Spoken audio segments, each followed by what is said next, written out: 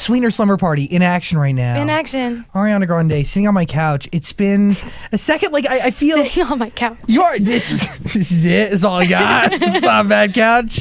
Doesn't suck too bad. No, it's sick. But we. Good on you. Thank you. I don't know what I just said. I've never said that in my life. Go, good on you. Go on. We we have so much to catch up on in reality because I've seen you not a lot, but there's been so much life that's hit you over the last couple weeks. Mm-hmm. Couple weeks, few weeks, months, year. Mm-hmm. Sweetener out very soon. Mm-hmm. / probably now by the time this airs. Yeah, it's out right now and it's worth a listen. That's sick. Thank you. When you look back at this year so far, even though it's not even done, like, what do you think about, and what's been the biggest piece of knowledge that you feel like you've been able to take from this year? Life's too short. And just, that. Like, life's too short. Be grateful and be happy and follow happy impulses, and the rest will sort itself out later. Have pure intentions, want good for other people. That's it. How does that? Too short. Life's too short. But how does that change how you live your life every day? I don't know. I just I feel very open and like honest and chill, and like I feel like myself again. I feel like for a while it was like not so much. I understand. Yeah, but like now it's like it's good. Like my mom cries when we FaceTime because like I'm so happy and okay. That's good. Like when you're like that good that your mom's like, "Hi, sweetheart. How are you?" And I'm like, "I'm good." She's like, "I can tell." What brings out that happiness? Is it music? Is it where you're at in life right now? Yeah. I think it's just where I'm at. I think it's like a combination of everything. I think it's like personal growth.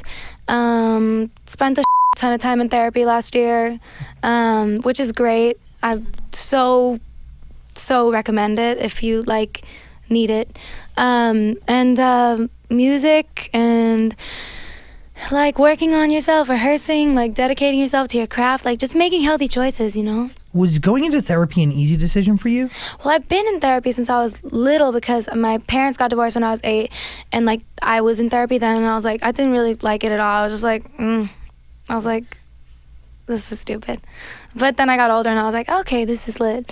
And I like kind of became like a thing, Yeah. Like it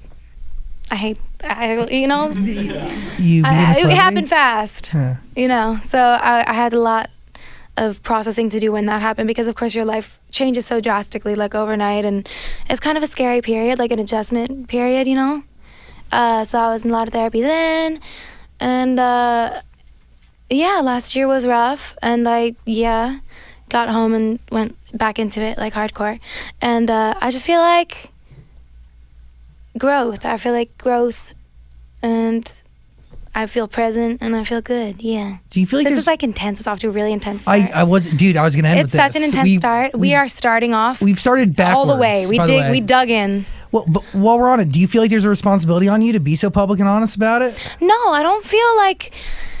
I try not to take into account what anybody wants from me or what I try to just like be authentic and be myself, and if I feel like doing something, I do it, or I say something, I do it. I say it. Does that make sense? 100%. Am I like, what am I saying? Am No. I You're Lil living Uzi out Vert? exactly what you just said, right? Am I Which is Lil being Uzi? yourself. I'm like, I don't know, man. Just do it. No, you're in. Sweetener. Mm-hmm. I'm so Oh my God. excited. You're so high. No, I'm not. He goes, High on life. he goes, Sweetener. Out of nowhere, he goes, Sweetener. The first time you listened to Sweetener, you were so high. He was in my car and he was like, bro, oh my God. And I was like, are you good? I wasn't good. No. I felt that. You felt it. I felt every lyric and every piece of production. I appreciate it. Every element. It's like you heard everything at once individually. Like every track was soloed in his head. He was like, but then you got Pharrell sitting here going, there's layers, and I'm picturing the physical layers, like on a computer screen somewhere, and how that all comes together. This album, different than any other album you've ever put out. yeah. To you, how? Sonically, also where I'm using my voice is very different this time. I feel like everyone's heard me do like all the like gymnastics stuff, and it's fun. I love to sing, you know, and like prove a point when I'm like, look what I can do. But also like, it's cool that this is way more about like the lyrical content, and it's like a sweeter, more mature side of my voice. I feel like it's like using newer parts of my range that I don't get to showcase on my like radio ones that are like and I'm like word with all due respect, I'm just saying that. Like, you know, when you hear something too many times on the radio and you're like, wow, that song that's like and I'm like you know, but isn't that so it's just like it's a whole new, it sounds like the way I talk, I feel like. Which, in a way, is actually going to reinvent the songs that get played on radio, right? Because you have a tendency to dictate sound, and Thank you. You're welcome. And I think with Pharrell, obviously, hear that. You're setting a whole new tone. Thank you, Diane. Thank you. I love her. What makes it fresh for you then, and what do you consider a challenge in the studio? Is it reinventing the way you use your voice? I guess it was just kind of like, oh my God, what did I miss? What are we laughing at? Oh my God, thank you. No. I hear everything. By the way, since I can't see, my ears like kind of make up for it. I'm not even kidding. I literally hear what's happening in a restaurant down the block. I'm not even kidding. Like, I'm here and I'm hearing him, but I'm also hearing them and like them back here and Diane and also like whatever's happening in there. Your ears obviously attached to the fact that you can imitate anybody or anything, and you. What was the first question? I mean, I was asking about what is a challenge for you? Is it reinventing your vocal or figuring out how to use your voice in different ways? No, I mean, listen, the thing that I love most about this like project sonically is that all I really did was like sing in like my sweet lower register and stack the out of it. Like, I did 4 million harmonies on everything, and that's my favorite thing to do, is like vocal arrange, vocal produce. Like, I like to comp my own vocals. Like, I like to like vocal arrange everything myself, and that was so much fun because everyone was just kind of like, yeah, do that. I was like, can I add like 7 more notes? And they were like, yeah, word, okay.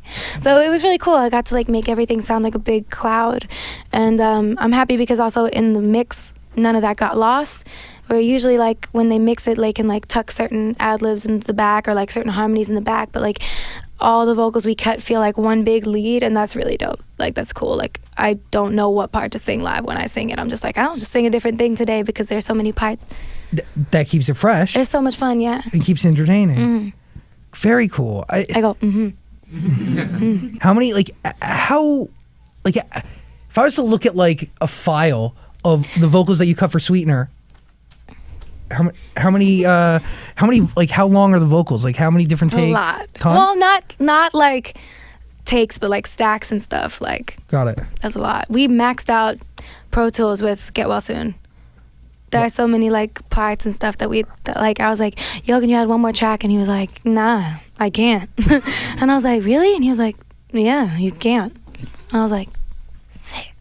It's really incredible. Do you feel challenged when you meet with somebody like Pharrell? Does he push you in a certain direction? Oh, absolutely. Yeah, I mean, my favorite thing about, hi, would you like to come front and center? Yes, you would. He's a star. Hi, baby. There we go. He loves it. Human being, man. It's so scary. You're so weird. I love you so much. Yeah, I mean, he pushed me in the best way because I was so ready to do something that didn't sound like what I had already done. Like, with all due respect for it, I was just like, you know, I don't want to do the same thing a million times over and just like reinvent my look. You know what I mean? Yeah. Like, I would rather reinvent my sound and just do what I am comfortable with. You know what I mean? Like, I feel like I'd rather have people talk about my music and my sound than the other stuff, like the stuff that distracts, I guess, from the music. So it was really dope to meet someone who was so down to take me to the complete opposite side of the spectrum and try so much crazy shit. Like, we did so many records that like didn't make the album as well, but like just to try the least expected and then we found the Sweetener world, and then No Tears Left to Cry was kind of like this. Basically, I did most of it with Pharrell first, and then I took it to Max and Sabin and Ilya, and I played it for them, and I was like, y'all trying to get in here or what? And they were like, I think we can do it. They were like, yeah, we're down. And they basically like accepted the challenge, and with No Tears Left to Cry, we wanted to bridge the gap between Dangerous Woman era and this one by basically like putting in the Sweetener, like I'm picking it up, like putting in like all that shit, and like the like the chord progression changing between the verse and the chorus, like I was like, we have to really do some weird shit here. I was like, you guys have, like, look what you're like dealing with here. Like Pharrell's the coolest producer. We have to do some unexpected shit and like take inspiration from that. And I was like, my dream is to have a song with chords, it was like with the chorus in one key and then the verses in a completely different key. And that's kind of how that was born. I feel like No Tears Left to Cry is like, bye bye Dangerous Woman, hello Sweetener world, you know? Yeah, so, no. An introduction. I don't even remember the question. I'm talking a lot. I'm so sorry. No, I'm trying to... I can't stop. I'm like... So you bring a whole album to Max Martin and his team that's done, or do they create songs for Sweetener from scratch? I thought the album was done. Okay. Yeah, and I brought it to them, and I was like, I love y'all. I want you to be a part of this. It doesn't feel right. You know what I mean? I was like, I want to be with like everyone, you know, and like create with everyone before I decide the album is done. Like, I want to create with Tommy and Victoria. I want to create with Max and Ilya and Sabin, and I want to do that because like I won't know if it's done until I do, and it wasn't at all. That version of the album is still great. I love it, of course, but like going back and forth between Pharrell's production and Ilya's production and Tommy's production makes the individual like the flavors so much richer. You're right. Like you'll be like, this is so weird. Like you get to REM and you're like, and then you go to it's followed up by like God Is a Woman. You're like, oh wow, this is so fresh. And then like another Pharrell song will play and you're like, oh wow, like this is like exciting. Whereas like when you listen to them separately as separate albums, it doesn't necessarily give you the same experience. I understand that. They help each other out. Yeah, different flavors that make up a bigger dish. Absolutely. Right? There you go. There you go, Zach saying fuck them up. When I first, I freaked out a lot when you played me the album, but God Is a Woman just got me going. Thanks, man. You understand the cultural relevancy of that before you do it, or as it's happening? You mean or like until after? You mean like where we're at? I mean, you're literally. I mean, you have a song that says "God Is a Woman." Mm-hmm. Like, obviously, there's a statement there. There's kind of. I mean. Yeah. You're tapping into for sure. a few different things. Yeah. So who pitches you that song? Ilya. Okay, and how finished was it before it got to you? He had the hook. Okay. And he was like, yeah, we love this hook. Would you want to sing it and like give it to a rapper? And I was like, absolutely not. I was like, no. I was like, just let me take this home tonight and I'll come back in the morning. And Daniel was doing my makeup and I was like, I don't wanna wait no time. And then I went back to see that day and I was like, can we record it now? And then I recorded it and I was like, do you still want to put a rapper on it? And they were like, was it named God Is a Woman? Yeah. When it came to you? Mm-hmm. And I was like, because I wanted to write that day. I was like, I'll write for someone else. I thought Sweetener was done. I had my label meeting to play them the music in 2 days. And I just went to hang out with them and like get excited for the meeting basically. And I was like, I want to write while I'm here. Like, let's pull up something. And they were like, oh, like they pulled up this thing called like Single or something. They pulled up and I was like, oh, that's sick. I was like, that's cool. I'll write that for somebody else for sure. And then I was like, they pulled up another idea that was pretty dope, but like not it. And then Ilya was like, yo, what if we brought up God Is a Woman? And I was like, what did you just say? And they were like, oh yeah, we have this idea called God Is a Woman. And I was like, what the are you talking about? I was like, why did it take you this long to bring that up? It's me. I was like, oh my God, why can't we? Like, why did this take so long? And he pulled it up and he played it and I was like, shut the up. I was like, you need to shut up. I'm going home. I was like, bounce this, send it to me right now. I was like, I'll see you in the morning. I'm gonna jump off a cliff. I was like, this is the best thing I've ever heard. They were like, why don't you record the hook? And I was like, oh, I will. And he was like, oh, send it to a rapper. And I was like, please just let me have a chance first. I was like, I want this to be mine. Wouldn't be it's not the same. I don't want to share it with a rapper. I don't want to share it with a boy, especially. Well, you've done a really great job. I mean, it's called God as a Woman. It's called God as a Woman, you know? They can't... Men are prophets. I could envision a verse where they're lifting up the woman and stuff, but it's for girls. Throughout your musical with history, all due respect, of course, but like... You've done a great job at picking collaborators and putting features on your songs that say something that you cannot, or heighten and shine a brighter light on your message that you're looking to share. Thank you. So in that moment, why ever? It doesn't make sense. Yeah, I was like, it's my turn, I'll say it. What story do you think Pharrell was trying to tell by helping you tell your story? I mean, it just sounds like me. You know what I mean? Like even the songs that like I didn't write with him, like the songs that like he picked for me, he picked because they sounded like me. Like when you hang out with me. Yeah. Like when I play this album for people, they're like, oh, this is so weird. It's like, it sounds like the person we hang out with, if that makes sense. And that was just really special. I mean, I love him so much. Like he's just such a pure soul, and like he really gets me. And so he's so happy around you. It's like we love you guys share so each other's energy. It's really nice. We're from the same planet. You feed off of it. Who thought of the idea to finger the earth? Oh, Dave Myers. Dave Myers. Dave Myers thought about that.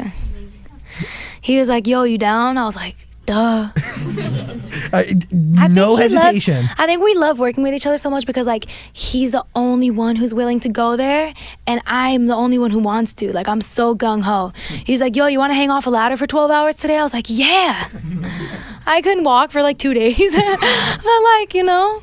What drives that? What fuels that want to like just do anything? Oh, peace. Bye, Toulouse.